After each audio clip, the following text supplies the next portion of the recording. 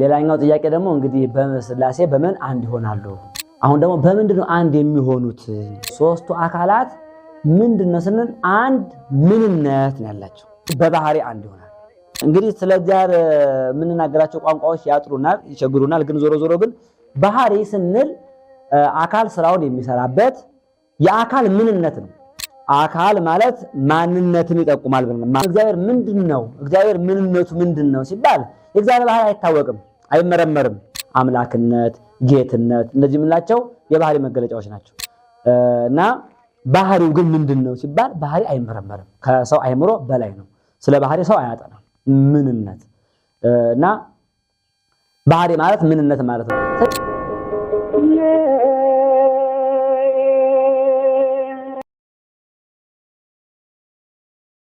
ሌላኛው ጥያቄ ደግሞ እንግዲህ በስላሴ በምን አንድ ይሆናሉ? በምን አንድ ይሆናሉ የሚል ነው። እንግዲህ ስላሴ ስንት ይሆናሉ ስንል አንድም ሶስትም ብለናል። ሶስት የሚሆንበትን አጥንተናል። በአካል ስም፣ በአካል ግብር፣ በአካል ግብር ስም ሶስት እንደሚሆኑ አጥንተናል። ስለ ኩነታትም አይተናል። ልብ፣ ቃል፣ እስትንፋስ ስለ ኩነታት አይተናል። አሁን ደግሞ በምንድነው አንድ የሚሆኑት? በምንድነው አንድ የሚሆኑት የሚለውን የምናይ ይሆናል ማለት ነው። እንግዲህ ሶስት አካላት ቢኖሩም ሶስት አካላት አንድ ልብ ነው ያላቸው፣ አንድ ቃል ነው ያላቸው፣ አንድ እስትንፋስ ነው ያላቸው። ከዚህ የተነሳ ሶስቱ አካላት ምንድነው ስንል አንድ ምንነት ነው ያላቸው።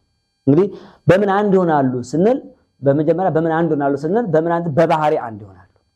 በባህሪ አንድ ይሆናሉ። በባህሪ አንድ ይሆናሉ። ባህሪ ማለት እንግዲህ ስለ እግዚአብሔር የምንናገራቸው ቋንቋዎች ያጥሩናል፣ ይቸግሩናል። ግን ዞሮ ዞሮ ግን ባህሪ ስንል አካል ስራውን የሚሰራበት የአካል ምንነት ነው። የአካል ምንነት ነው። ባህሪ ምንነት። ባለፈው ስንነጋገር አካል ማለት ማንነትን ይጠቁማል ብለናል። እኔ ባይነት ነው እና ማንነትን የሚጠቁም አካል ማንነትን የሚጠቁም። ባህሪ ጋር ደግሞ ስንመጣ ያ እኔ ባይነት ወይም ያ ማንነት ያለው ምንነት ምንድነው ለሚለው ማለት ነው። ማን ነው? አካልን ይጠቁማል። ማን ነው የሚለው አካልን ሲጠቁም፣ ስለ አካል ሲጠይቅ፣ ምንድነው ደግሞ ባህሪን ነው የሚጠቁም። ምንድነው ሲል ባህሪን ነው የሚጠቁም። ስለዚህ በምንነት አንዳቸው፣ በባህሪ አንድ ናቸው ስንል በምንነት አንድ ናቸው። አሁን እግዚአብሔር ባህሪው ምንድነው ወይም እግዚአብሔር ምንድነው፣ እግዚአብሔር ምንነቱ ምንድነው ሲባል የእግዚአብሔር ባህሪ አይታወቅም፣ አይመረመርም። እግዚአብሔርን ባህሪ ብናውቀው፣ እግዚአብሔርን ባህሪ ብንመረምረው እግዚአብሔርን ሉል ባላልነው ነበረ። እግዚአብሔር ምንነቱ ማንነቱ አይታወቅም። የእግዚአብሔር ግብረ ባህሪውን ልናውቅ እንችላለን። የባህሪው ስራ፣ የምንነቱ መገለጫዎች፣ የባህሪው መገለጫዎችን እናውቃቸዋለን። የባህሪው መገለጫዎች ምንድናቸው ሲባል ፈጣሪነት የባህሪ መገለጫ ናቸው። ፈጣሪነት፣ አምላክነት፣ ጌትነት እነዚህ የምንላቸው የባህሪ መገለጫዎች ናቸው። እና ባህሪው ግን ምንድነው ሲባል ባህሪ አይመረመርም፣ ከሰው አእምሮ በላይ ነው። ስለ ባህሪ ሰው አያጠናም። ምንነት እና ባህሪ ማለት ምንነት ማለት ነው። ስለዚህ አንድ ልብ የሚያስበው፣ በአንድ ቃል የሚናገሩ፣ በአንድ እስትንፋስ ሕያዋን ሆነው የሚኖሩ ሶስት አካላት የተለያየ ምንነት የላቸውም፣ የተለያየ ባህሪ የላቸውም። የተለያየ ባህሪ ስንት ባህሪ ነው? አንድ ባህሪ ነው። በመጀመሪያም ስለ አካል ስናጠና ከአንድ ከአብ ነው ሁለቱ አካላት የተገኙት።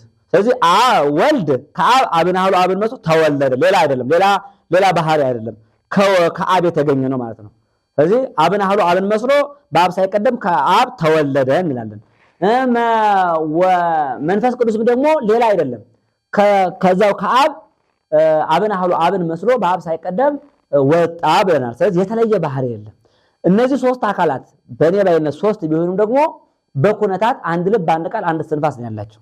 ከዚህ የተነሳ በባህሪ ስንት ነው የሚሆኑት ማለት? አንድ ነው የሚሆኑት ማለት። ባህሪ አይመረመርም ብለናል። የባህሪ መገለጫዎችን እናውቃለን። የባህሪ መገለጫዎች መፍጠር፣ መግዛት እንደሆነ እናውቃለን። በእነዚህ ሁሉ ስላሴ ስንት ናቸው ስንል አንድ ናቸው። ስለዚህ በባህሪ በምንነት አንድ ይሆናሉ ማለት ነው። ሌላው በመለኮት አንድ ናቸው። መለኮት ብዙ ትርጉም አለው። መለኮት ራሱ ባህሪም ተብሎ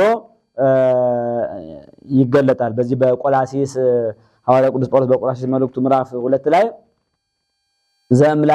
ዘእምላይ ለሁ ሀደረ ሁሉ መለኮቱ በስጋ ሰብ። ስለዚህ በሰው ባህሪው በሰው ባህሪ አደረ፣ የሰውን ባህሪ ገንዘብ አደረገ ነሳ ብሎ በቆላስይስ 2 ላይ የሚናገረው ቃል አለ። መለኮትን ባህሪ ብሎ ፈቶ ነው። ባህሪ ተብሎ ይፈታል። ውስተ ኩሉ በሐውርት መለኮቱ ይላል እዚህ 102 ላይ መዝሙር ዳዊት መዝሙረኛ ዳዊት በ102 መዝሙሩ ላይ ውስተ ኩሉ በሐውርት መለኮቱ ደግሞ ይላል። ስልጣን ተብሎ ይፈታል ማለት ነው። ስልጣኑ ጌትነቱ አገዛዙ በሁሉ የመላ ነው ማለት ነው። ስለዚህ መለኮት የሚለው ቃል ስልጣን ተብሎ ስልጣን፣ ጌትነት፣ አምላክነት፣ ገዥነት ተብሎ የሚፈታ ነውና በመለኮት ማለት በስልጣን በጌትነት በዚህ ሁሉ ደግሞ ስንት ነው? አንድ ነው ማለት ነው። አንድ ነው።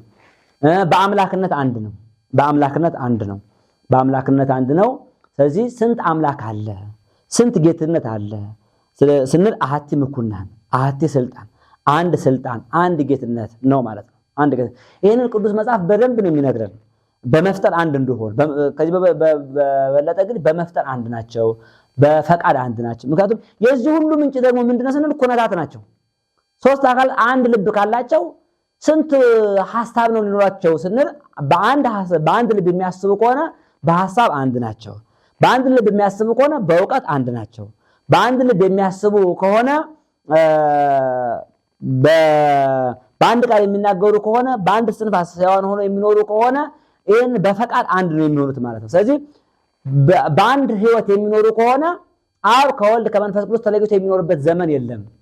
መንፈስ ቅዱስ ከአብ ከወልድ ተለይቶ የሚኖርበት ዘመን የለም። ወልድ ከአብ ከመንፈስ ቅዱስ ተለይቶ ወይም ወደ ኋላ ብሎ የሚኖርበት ዘመን የለም። ለምን? አንድ ሕይወት ነው ያለ።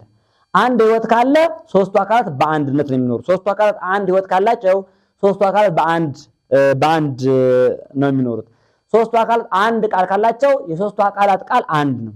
3ቱ አካላት አንድ ልብ ካላቸው የ3ቱ አካላት ፈቃድ፣ ሐሳብ፣ ዕውቀት፣ ስልጣን፣ ጌትነት ይሄ ሁሉ ስንት ነው የሚሆነው ማለት ነው? አንድ ነው። የዚህ ሁሉ ምንጩ የአንድነት ምንጩ ኩነታት፣ አንድ ልብ፣ አንድ ቃል፣ አንድ እስትንፋስ መኖሩ ነው ማለት ነው።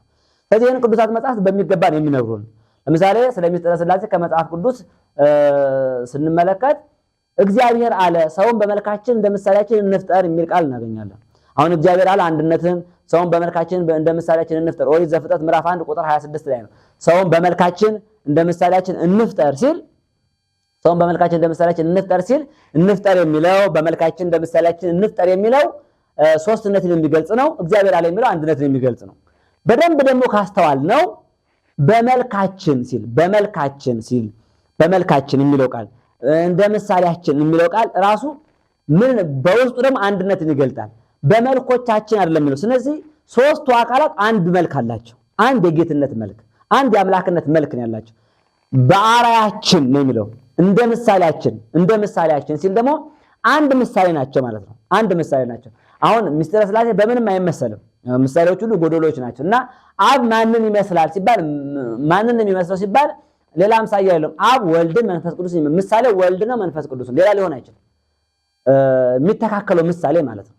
ወልድ ማንን ይመስላል ሲባል የሚተካከለው ምሳሌ አብ ነው፣ መንፈስ ቅዱስ ነው። መንፈስ ቅዱስም እንደዚህ። ስለዚህ እንደ ምሳሌያችን አብ ፍጹም የወልድ የመንፈስ ቅዱስ ምሳሌ ነው። ወልድ የአብ የመንፈስ ቅዱስ ምሳሌ፣ መንፈስ ቅዱስ የአብ የወልድ ምሳሌ ነው ማለት ነው። ስለዚህ በምሳሌነት በመተካከል አንድ ናቸው፣ በመልክ አንድ ናቸው ማለት ነው።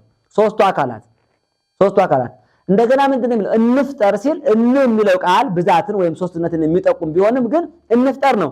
በመፍጠር አንድ መሆናቸውን ያስረዳል። አንዱ አብ ልፍጠር አላለም።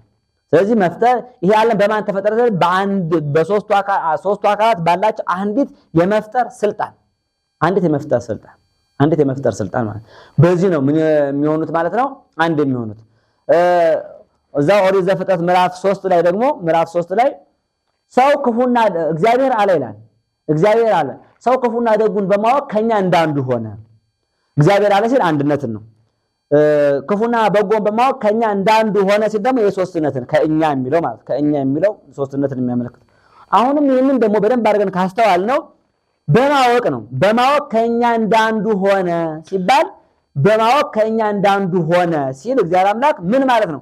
እነሱ በእውቀት አንድ ናቸው ማለት ነው። በእውቀት አብ ከወልድ ከመንፈስ ቅዱስ ተለይቶ የሚያውቀው እውቀት፣ ወልድ ከአብ ከመንፈስ ቅዱስ ተለይቶ የሚያውቀው እውቀት፣ መንፈስ ቅዱስ ከአብ ከወልድ ተለይቶ የሚያውቀው እውቀት የለም ማለት ነው። ከእኛ እንዳንዱ ሆነ ሲል በእውቀት አንድ መሆናቸውን ነው። የእነሱን በእውቀት አንድ ሆነው ሰውም ደግሞ በእውቀት ከኛ እንዳንዱ ሆነ ይላል ማለት ነው።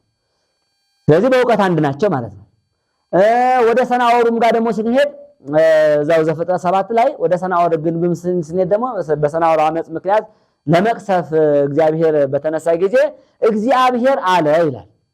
እግዚአብሔር አለ ኑ እንውረድ ቋንቋቸውን እንደበላልቀው ኑ እንውረድ ቋንቋቸውን። ስለዚህ እግዚአብሔር አለ ሲል አንድነት ነው። ኑ እንውረድ የሚለው እንደበላልቀው የሚለው ደግሞ ሶስትነትን የሚያመለክት ነው። ግን እንደበላልቀው የሚለውን ቃል ደግሞ በደንብ አድርገን ካጠና ነው እንደበላልቀው መደበላለቅ መቅሰፍ ማለት ነው፣ መግደል ማለት ነው፣ ማጥፋት ማለት ነው።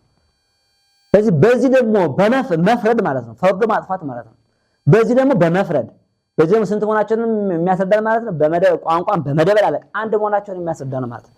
እነዚህ ሁሉ ነገሮች አሁን በእንፍጠር ሲል በመፍጠር መፍጠር አሁን በአምላክነት አንድ ናቸው ብለናል። በባህሪ አንድ ናቸው ብለናል። ባህሪ ደግሞ የተገለጠባቸው ግብረ ባህሪ አለ። ባህሪ የተገለጠበት ግብረ ባህሪ አለ። ይሄ ግብረ ባህሪ ምንድነው? የአምላክነት ስራ ወይም የባህሪ ስራ ግብረ መለኮት የመለኮት ስራ የምንለው ማለት ነው። ይሄ ግብረ ባህሪ የምንላቸው ዓለማትን መፍጠር፣ ዓለማትን መጠበቅ፣ ዓለማትን መመገብ፣ ዓለማትን መግዛት፣ ዓለማትን ማሳለፍ፣ መፍረድ፣ መግደል፣ ማዳን፣ ይሄ ሁሉ መቆጣጠር፣ እነዚህ ሁሉ ነገሮች ግብረ ባህሪ ይባላል። የባህሪ ስራ። ስለዚህ በባህሪ አንድ ስለሆኑ በመለኮት አንድ ስለሆኑ በአምላክነት አንድ ስለሆኑ በባህሪ ግብር በመለኮት ግብር በአምላክነት ግብር ስንት ነው የሚሆኑት ማለት አንድ ነው የሚሆኑት ማለት ነው። ቅድም ስንነጋገር ባለፈው ሶስትነትን ስላጠና በአካል ግብር ሶስት ናቸው ብለናል። መወለድ መስረጽ ማለት ነው። ያ የአካል ግብር ነው። አሁን ደግሞ መፍጠር፣ መግደል፣ ማዳን፣ መግዛት፣ መመገብ፣ መጠበቅ እነዚህ ደግሞ የአምላክነት ግብር ናቸው ወይም የባህሪ ግብር ናቸው ወይም የመለኮት ግብር ናቸው። በመለኮት በአምላክነት በባህሪ ደግሞ ስንት ናቸው? ስለዚህ ስንት ናቸው? አንድ ናቸው። ስለዚህ በግብረ መለኮትም ደግሞ ስንት ይሆናሉ ማለት አንድ ይሆናሉ። ስለዚህ በመፍጠር አንድ ናቸው፣ በማወቅ አንድ፣ በእውቀት አንድ ናቸው፣ በመቅሰፍ አንድ ናቸው። በሁሉ ነገሮች ይሄንን በመሳሰሉ ግብራት ሥላሴ ስንት ይሆናሉ ማለት ነው? አንድ ይሆናሉ። አንድ ነው። ልጅነትን የምናገኝበትን ስልጣን የምናገኘው በማን ተጠምቀን ነው ስንል በአብ በወልድ በመንፈስ ቅዱስ ስም ተጠምቀን የምናገኘው ነው። ስለዚህ ልጅነትን የመስጠት ስልጣን ልጅነትን መስጠት ይሄ የግብረ መለኮት ነው፣ የአምላክነት ስራ ነው። ወይም አፍአዊ ግብር ይባላል። ውጫዊ ግብር ከፍጥረታት ጋር የሚያገናኘው ግብር ይባላል። ይሄን በመሳሰሉት ደግሞ አንድ ይሆናል ማለት ነውና በአጠቃላይ ስንጠቀልለው የሥላሴ ሚስጥረ ሥላሴ ትምህርት ወይም የቅድስት ሥላሴ ትምህርት የእግዚአብሔር አንድነት ሶስትነት ማለት ነው። በቅዱሳት መጻሕፍት በብዙ ቦታ ላይ የተገለጠ በኦሪት ዘፍጥረት ምዕራፍ 1 ቁጥር 26፣ በኦሪት ዘፍጥረት ምዕራፍ 3፣ በኦሪት ዘፍጥረት ምዕራፍ 7 የአብርሃሙ ሥላሴ እንደሚባለው ደግሞ በኦሪት ዘፍጥረት ምዕራፍ 18 ላይ ቁልጭ ተደርጎ አብርሃም ሶስት ሰዎችን እንደ አንድ ያነጋገረ በአንድነት በሶስትነት ተገልጦለት በአብርሃም ቤት ቁልጭ ተደርጎ በዘፍጥረት 18 ላይ እናገኛለን። ኢሳይያስ ላይ በትንቢተ ኢሳይያስ ምዕራፍ 48 ላይ አዲሳት ጋር ስንመጣ ከመልአኩ ከቅዱስ ገብርኤል ብስራት ጀምሮ የሚናገረው ስለ አንድነት ስለ ሶስትነት ነው። የዮርዳኖስ ጋር ብንሄድ አብ ከሰማይ ሆኖ ወልድ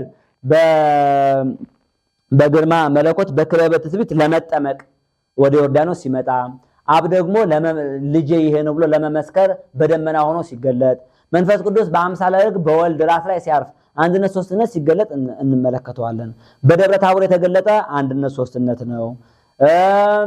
አባቴ እያለ ሲያስተምር አባቴ እያለ እኔ ተልኬ መጣሁ እያለ አጽናኝ መንፈስ ቅዱስ እያለ የሚናገራቸው ቃላቶች በአጠቃላይ በአዲስ ኪዳን የተጻፉ ናቸው። እነዚህ ሁሉ የሐዋርያው ቅዱስ ጳውሎስ የአብ ጸጋ የወልድ ቸርነት የመንፈስ ቅዱስ አንድነት እያለ በዚህ በሁለተኛው ቆሮንቶስ ምዕራፍ 13 ላይ የሚያስቀምጡት በጥቅሶች በአጠቃላይ የሥላሴ አንድነት ሶስትነትን የሚያስረዳ ነው። ስለዚህ ሚስጥረ ሥላሴ እንደዚሁ ዝም ብሎ የሊቃውንት ድርሰት ሳይሆን እግዚአብሔር አምላክ ራሱን በመጽሐፍ ቅዱስ በቅዱሳን ነቢያት በቅዱሳን ሐዋርያት የገለጠው ስለ እግዚአብሔር የምንማረው እውነተኛ እና ትክክለኛ የቤተ ክርስቲያን አስተምሮ ስለ እግዚአብሔር የምንማረው ትምህርት ነው ማለት ነው።